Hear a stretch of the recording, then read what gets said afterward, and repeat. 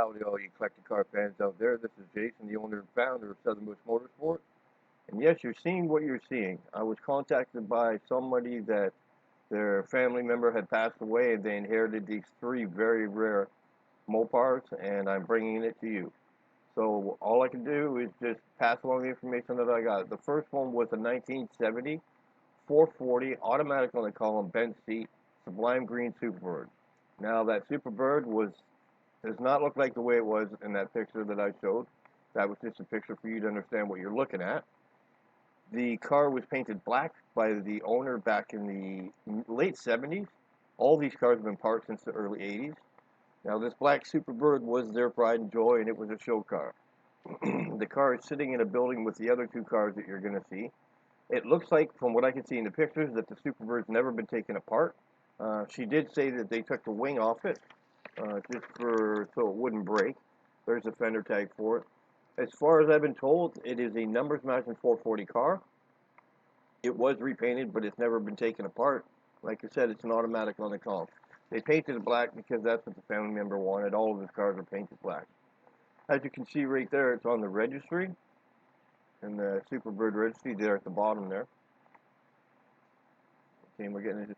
That's a picture of the Superbird tires are on the right, full Superbirds on the left. These cars are rough, complete but rough. They look like they're super solid cars.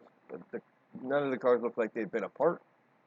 But getting into it, you're not getting a show car. These cars are going to need to come apart. But that is a Sublime Green 440 automatic on the column bench seat Superbird.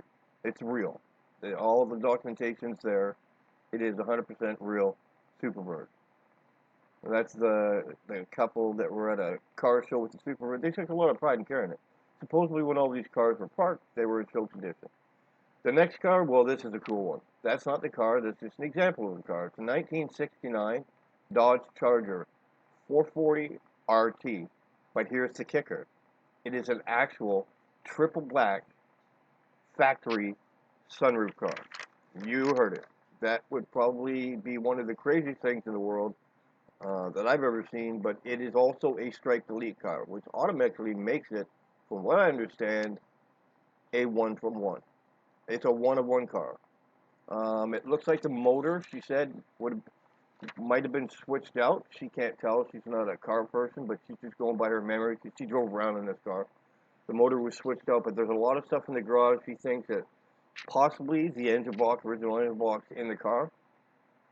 I think the family member put a six-pack on it because that looks like a six-pack setup.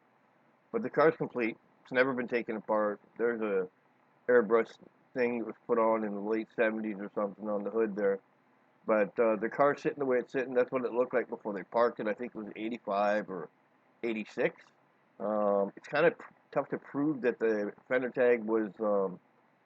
It doesn't say that the factory sunroof car, but there are some key numbers on it, and here's an explanation for it right there. The next car and final car that's in the collection is 1971 383 Air Grabber Super B. But check this out. The car is rough. All three of these cars need to be restored. But check this out. This 71 383 Air Grabber Super B is a manual, 3-speed manual shift on the floor. I don't think I've ever seen that. Like, this looks like the original paint. Car's been somewhat taken apart. She's saying that she remembers from what her family member said that the numbers matching block is in the trunk. That's not the actual air grabber hood. She doesn't know if the air grabber hood or the connections and the box and stuff is even there. But it is an N96 car. You're getting what you're getting. It's a pretty rare car. I think it's an EB2 orange. Everything seems to be there. The car's been kind of taken apart, but it's still all together. There's tons of parts in the garage. So all three of these cars are sitting in one small garage in a very rural area.